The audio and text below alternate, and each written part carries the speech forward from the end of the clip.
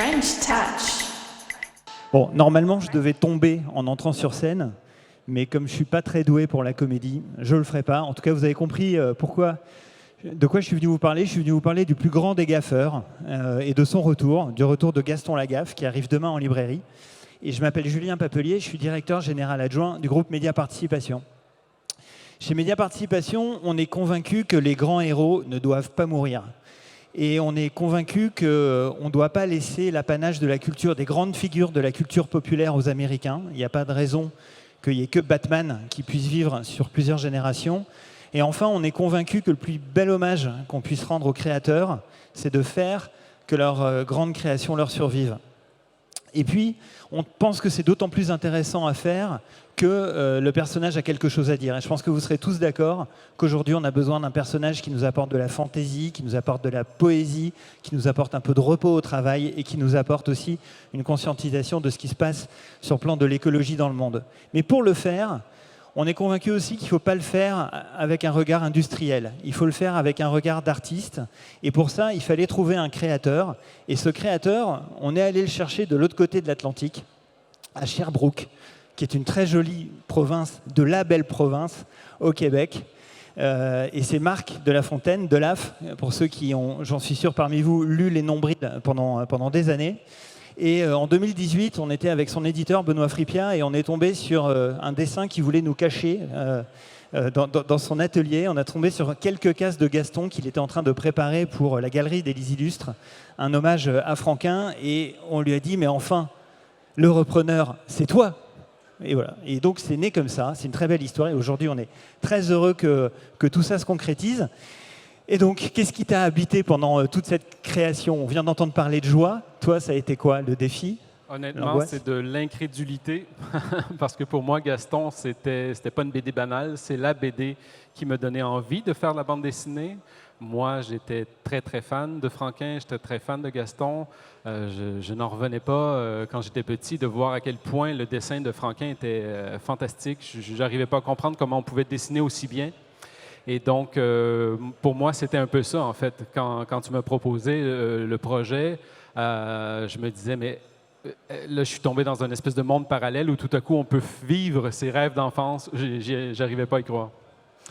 Et dans le dessin de Franquin, quelle est sa particularité qui t'a donné qui t'a le plus inspiré, en fait? En fait, Franquin arrivait avec génie à mettre de la vie partout, que ce soit dans ses animaux, que ce soit dans ses personnages, mais même dans des choses aussi banales qu'une boîte de conserve, tout était vivant. Il y avait un très grand sens du mouvement. Et donc, j'ai dû me préparer énormément pour essayer de chausser ses souliers. Et la principale différence pour moi, c'était au niveau de son trait. Franquin dessinait de façon très nerveuse et moi, j'ai un trait très contrôlé, très sinueux. Donc, j'ai dû m'entraîner très, très fort. Alors ça, on voit bien que tu as beaucoup travaillé. Il y a le dessin, puis il y a aussi évidemment la mécanique des gags. Alors la mécanique des gags, c'est quelque chose que tu connais bien, parce que ceux qui ont lu Les Nombrils savent que les Nombrils, c'est à la fois des gags et des histoires.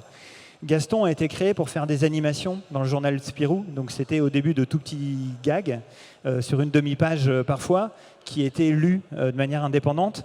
Qu'est-ce que tu as voulu apporter, toi, dans cette écriture? Ben, j'ai voulu apporter, en fait, premièrement, moi, le maître mot de ce projet-là, c'était respect. Je voulais être le plus respectueux possible de Gaston et de Franquin, parce que pour moi, Gaston et Franquin sont deux choses qui sont vraiment indissociables.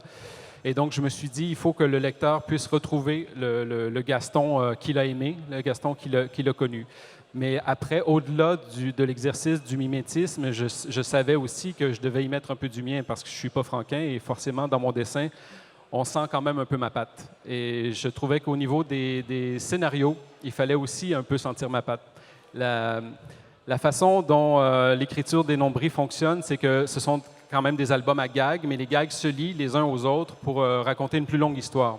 Et à un moment donné, je me suis dit, et tiens, si je mettais ça dans Gaston pour raconter une histoire qui est à la fois une histoire, un témoignage d'amour d'un auteur à un autre et à tout un univers, et en même temps, une façon de mettre en abîme le principe même de la reprise de Gaston.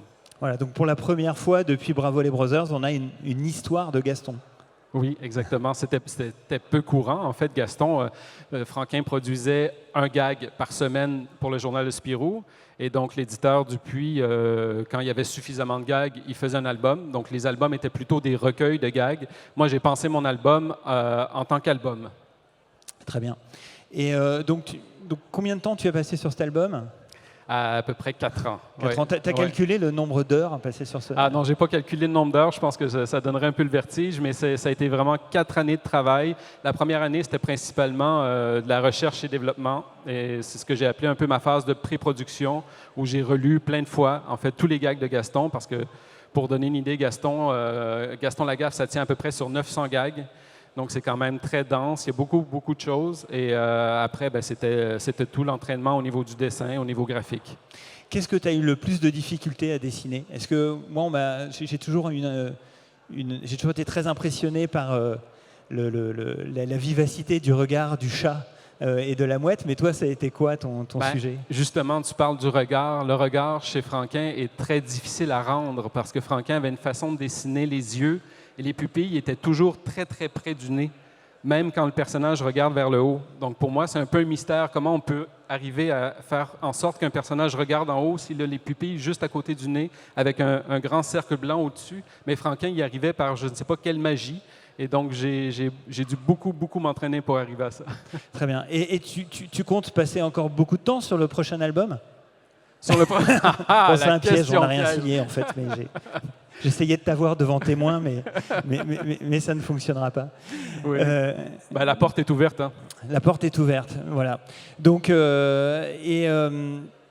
est-ce que tu penses que ton regard, du fait d'être de l'autre côté de l'Atlantique, est un petit peu différent sur ce personnage que le regard qu'on peut avoir en Belgique ou en France? Est-ce que tu t'es déjà posé cette question? Peut-être. Je me rends pas bien compte, en fait. Je pense que ça, c'est plus pour le lecteur qui va se rendre compte de ça. Pour moi, j'ai grandi avec Gaston. Le fait que ce soit dans un environnement très belge, parce que Franquin était belge, donc il a amené beaucoup de sa belgitude dans Gaston. Effectivement, c'est une épice. Moi, il y avait plein de choses que je trouvais très exotiques dans Gaston, mais qui comme enfant, m'ont beaucoup touché. Donc, j'ai essayé de remettre ça de l'avant et sans chercher non plus à l'américaniser ou à le québéciser.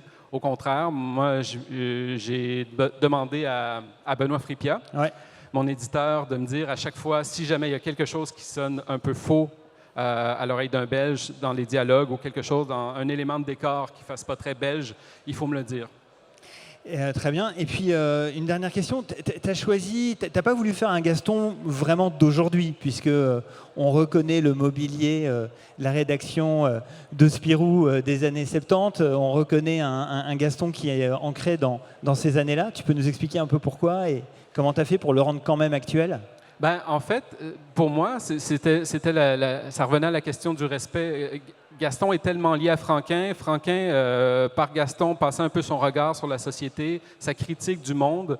Et je me disais, il s'est passé tellement de temps entre le dernier gag signé par Franquin et aujourd'hui que j'ai aucune idée de ce que Franquin aurait pensé du monde actuel. Donc, c'est pour ça que je me suis dit, replaçons plutôt Gaston dans son âge d'or. Donc, pour moi, c'est fin des années 60, début 70, mais en se permettant de temps en temps de faire des petits clins d'œil au présent, parce que c'est quand même, ça peut être rigolo, sans que ça devienne systématique, bien sûr, mais je me suis quand même amusé avec ça. Tu as quand même réussi à placer l'iPhone dans les années 70. Oui, mais l'iPhone, c'est... En fait, Gaston invente un espèce de système de téléphone sur rail qui appelle un téléphone portable. Donc, tu peux te promener dans les couloirs de la rédaction avec le téléphone, mais c'est un téléphone en bakélite qui se promène sur rail. Et le fil se déroule à l'intérieur du rail. Et le rail est très bien huilé. Et donc, quand on raccroche le téléphone, il y a un mécanisme qui fait en sorte que le téléphone retourne à son bureau d'origine. Et quand il retourne à son bureau d'origine, évidemment, il fait des dégâts. Et donc, le iPhone. Voilà, il fait parfois un petit peu mal, cet iPhone. Bon, j'espère que vous aurez tous et toutes envie de lire cet album. J'en ai un qui est là, donc vous n'êtes pas obligé de me sauter dessus à la sortie. En attendant, j'espère que vous avez profité de la voiture de Gaston qui était à l'extérieur de la salle pour faire quelques photos. Vous pouvez aussi monter à l'étage, puisqu'il y a un photobooth où vous pouvez vous faire prendre en photo avec ce qui n'est pas un iPhone, mais plutôt iPort. Et moi aussi, je suis très créatif, donc. Et puis, à demain, donc, pour découvrir cet album. Je vous remercie beaucoup de votre écoute. Très bonne soirée. À très bientôt. Au revoir.